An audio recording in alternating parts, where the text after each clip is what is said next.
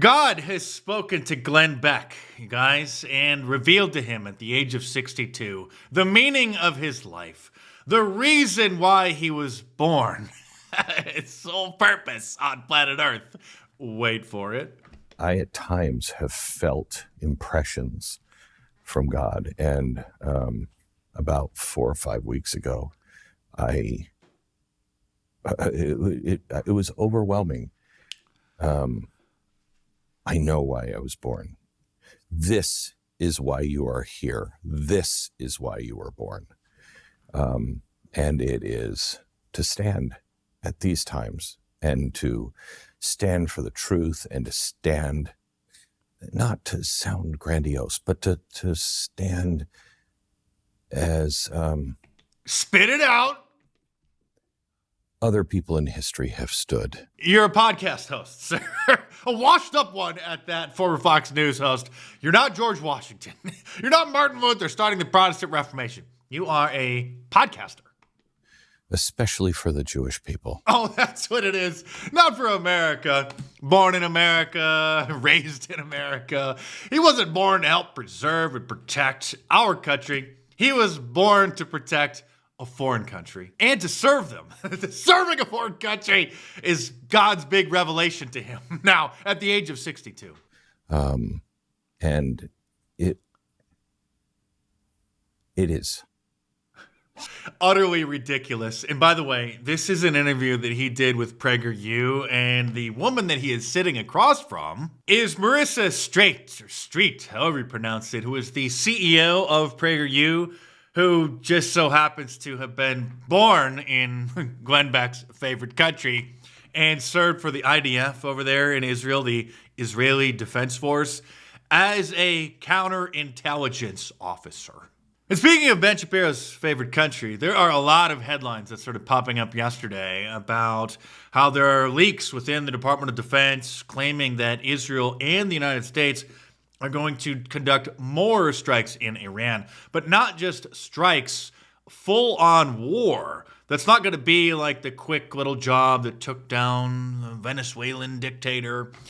This is going to be a rather lengthy war, if there are any truth to these leaks and rumors. But where there's smoke, there's fire, and these same kinds of leaks and rumors started swirling just before the first attack on Iran's nuclear facilities not that long ago. The timing was a little bit off. Some people expected it to occur just around the corner, but it was, I think, like a few weeks, maybe later. And so these reports are claiming that it could be as soon as this weekend. This article from the New York Times does note that President Trump has given no indication that he has made a decision about how to proceed as diplomatic talks continue. So it also is possible that this is just more saber-rattling, trying to coerce Iran into agreeing with another nuclear deal or a disarmament deal. But we all know how the neocons and the Republican industrial complex feels about Israel, as Lindsey Graham proudly proclaims. This is not a deepfake meme, by the way. I know it seems like a meme because it's just so over-the-top insane.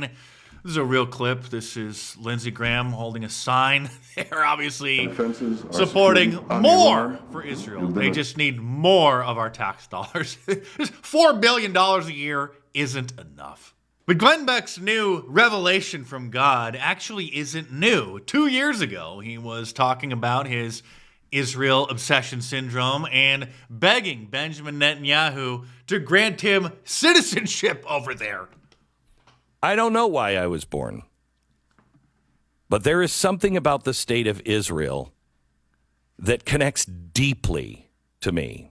It's something about the United States that connects deeply to me because I was born here. This is my country. This is my homeland. This is my backyard. This is the place that I care about. I'll spare you any more of his babbling, but he goes on to read a letter that he wrote and sent over to Israel, begging them for citizenship. He wants citizenship in a foreign country, or rather, dual citizenship in a foreign country. But you're not supposed to say that certain people may have what's called dual allegiance or dual loyalty. That would be a terrible anti-Semitic trope, so I would never say such thing. Glenn Bunk has been such a defender of his favorite country over there in the Middle East that he denounced Joe Biden and Catholics for making, what's that symbol that the Catholics do when they, kind of make the sign of a cross on their chest?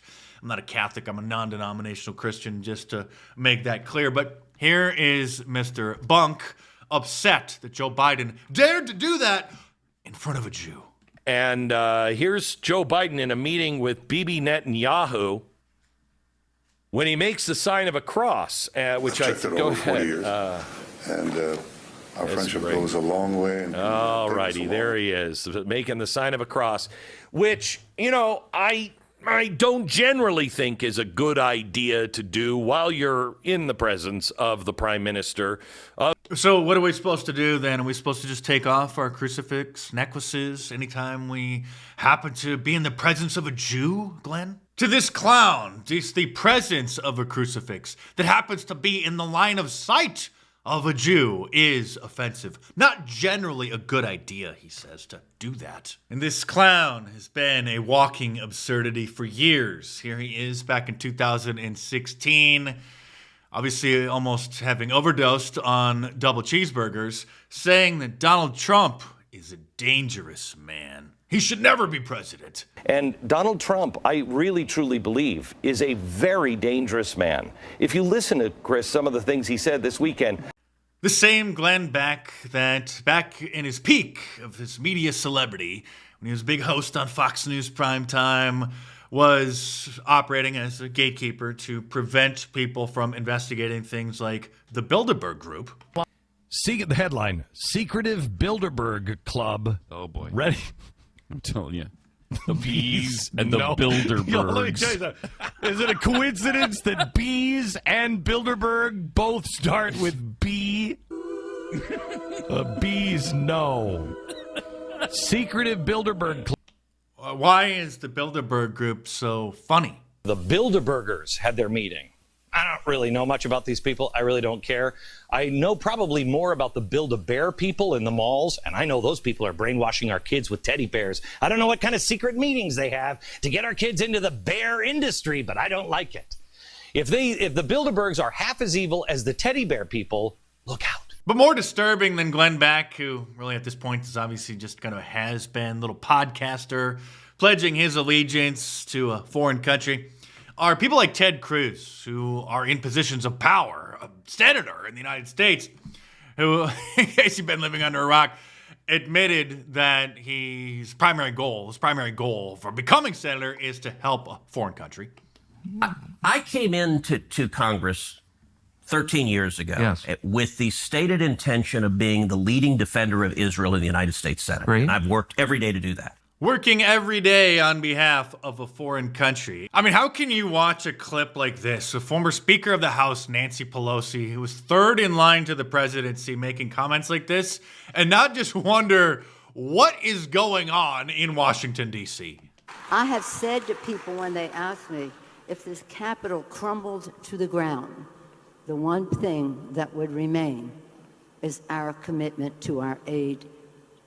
And I don't even call it aid, our cooperation with Israel. Because that's fundamental to fundamental. So if America collapses and we're totally bankrupt, which we're on that road, then we would still be committed. The number one thing is to be giving our money to a foreign country.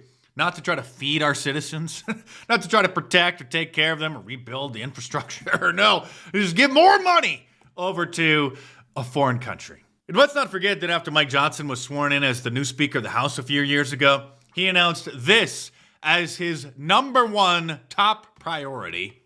The first bill that I'm going to bring to this floor in just a little while will be in support of our dear friend Israel, and we're overdue in getting that done. We're overdue in giving them more of our money. The number one priority of the new Speaker of the House, again, giving our tax dollars to a foreign country. If you're a reader, then these books may be of interest to you. The Israeli Lobby and Foreign Policy. Surprised this book actually hasn't been banned.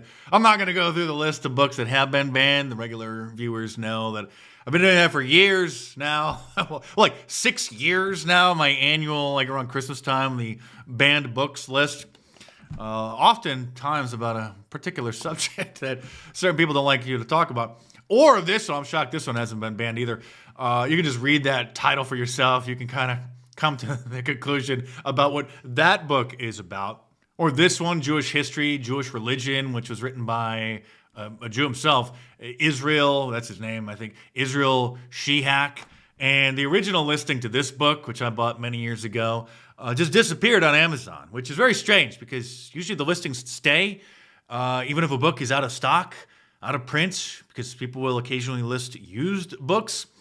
And I did find another listing for it, but another one of those strange mysteries, how a certain book just got disappeared, dumped down the memory hole on Amazon.com, the world's biggest bookstore. There are pastors who love Israel who think all is fine, and my message to them is go and talk to the teenagers in your congregation. Go and talk to the 20-somethings in your congregation, because they're picking up their phone and they're watching TikTok and they're watching Instagram and they're hearing this message being driven, and it is resonating. And if you want an illustration of... Oh no, Generation Z and the millennials aren't watching Fox News anymore. They're not being brainwashed into supporting a foreign country. This message is resonating with them. The America First message is resonating with them. We need to ban TikTok. We need to change the algorithm. We need to force the sale from Chinese interests into, well, pseudo-American interests. Just tweak things a little bit. But Hillary Clinton agrees, so this isn't just like a Republican establishment thing. We all know how certain things work. If you don't, you're probably starting to see. But Hillary Clinton, of course, on board with that agenda. That our students, smart, well-educated young people from our own country, from around the world, where were they getting their information? Well, not from MSNBC, not from cable news, period. They're getting it from social media, obviously. They were getting their information from social media. Notice the mic flag on her microphone, so you know where she is. Particularly TikTok. That is where they were learning about. That is where they were learning that there's some strange and undue influence over America's foreign policy in order to benefit, well, you know. But if you want to benefit me, just a guy in his kitchen on a laptop, then just buy me a coffee by clicking the link in the description below. It's a figurative way to just tip the channel. BuyMeACoffee.com is a great service that allows people to tip their favorite content creators. So you can buy me a coffee or two or however many you feel is warranted by clicking the link in the description below and heading on over there and checking it out.